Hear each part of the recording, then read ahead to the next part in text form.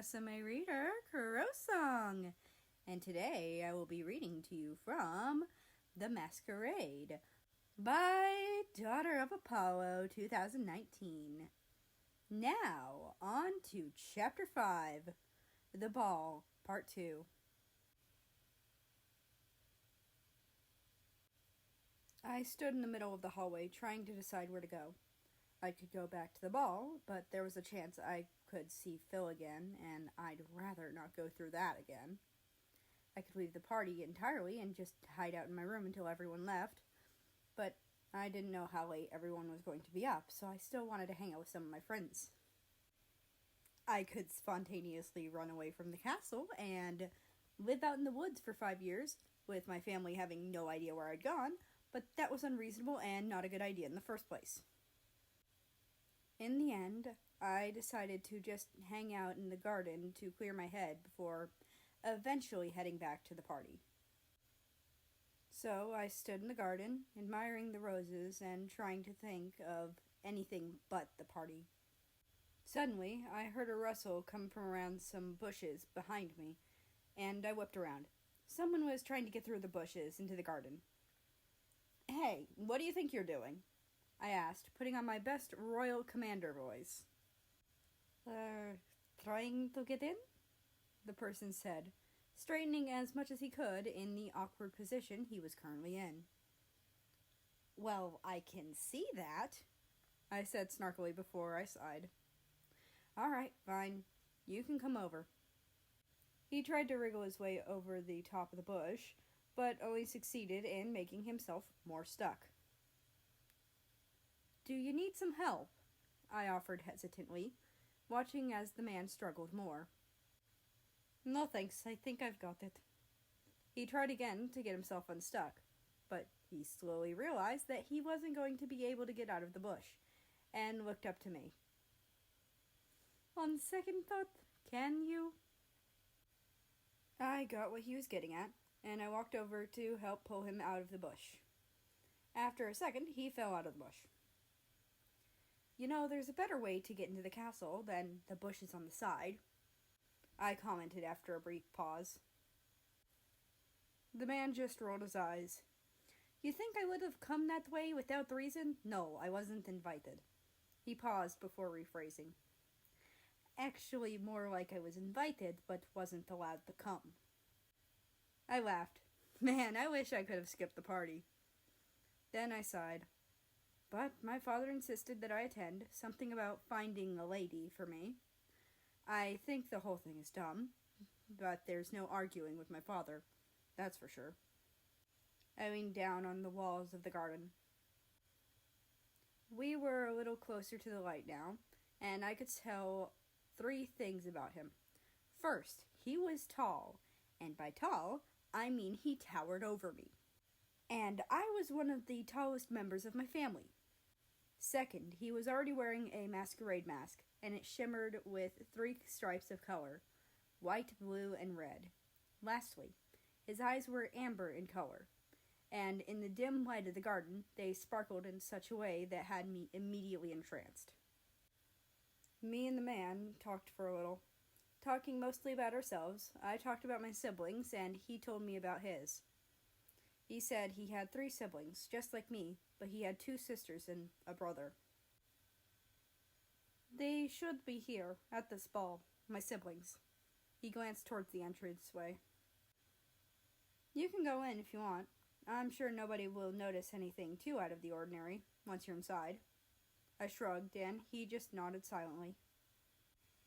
"Hey, if you want, I'll come with you so it looks like we left the room together," I offered, and he looked relieved.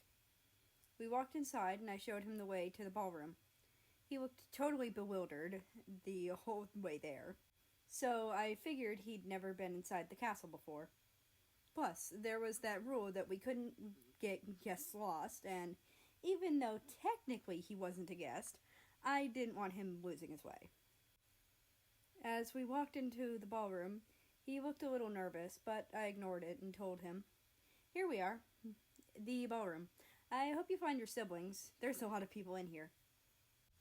Another silent nod, and then he walked away, looking for his siblings. It was only after he'd walked away that I realized I never got his name. I looked into the crowd for him, but there were just too many people. "Hey, May, where'd you go? We've been looking for you." Canada came over to me. I went to the garden for a little. I kept my response brief, still looking for the man I'd met in the garden.